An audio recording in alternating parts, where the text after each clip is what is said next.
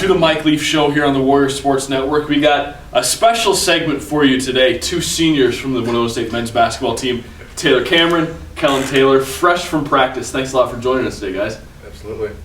Two big wins for you on this last weekend on the road against Concordia-St. Paul and then against Mankato in Mankato. Let's start with Friday night's game, a really good one that went down to the wire that Taylor won by you late with a layup. Talk about that game a little bit and then about that final shot. What was that like on the road to be able to get to the basket and get one up that won the game for the Warriors?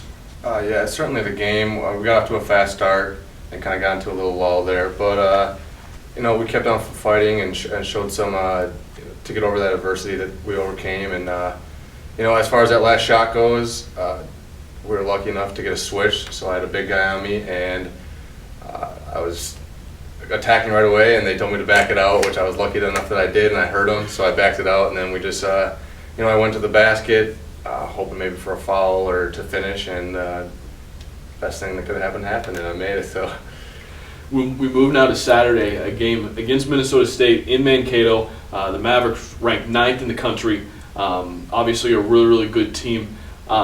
What does it do for this team, Kellen, going forward? 2 road wins like this, especially a road win over a top 10 team, to be able to leave Winona, get on a bus, and go play in a hostile environment and get 2 wins. What does it say about this team right now?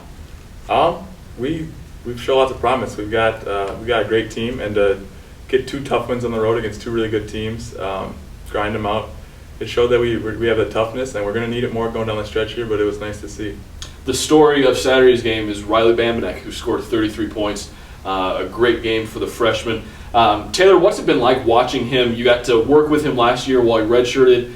What's it been like watching him grow as a player and then to do what he did on Saturday night? Yeah, it's awesome. We know how talented Riley is. He practiced with us all last year as a redshirt, and we knew how talented he is, and we knew it was only a matter of time until he exploded. And he actually came up to somebody at halftime and thought that he was shooting too much, and we reassured him that you keep going, and we're going to keep getting you the ball. And he was it was phenomenal to see, and we know what he's capable of, but it was just good to see that, and he's as hard as a worker as there is, and he deserved that night. You guys have had a lot of success in Mankato, in the Taylor Center. Does it help going to a place like that you've been successful at? And do you feel almost a little home away from home when you're playing in Mankato with all the games that you've won there? I definitely do. That hotel, I probably stayed 40 nights in over my career between the regionals and the away games at Mankato. But yeah, it's a great place to play regardless of opponent. But when we're playing against Mankato, it's a little something special, and it was good, and especially for the young guys that haven't played there before.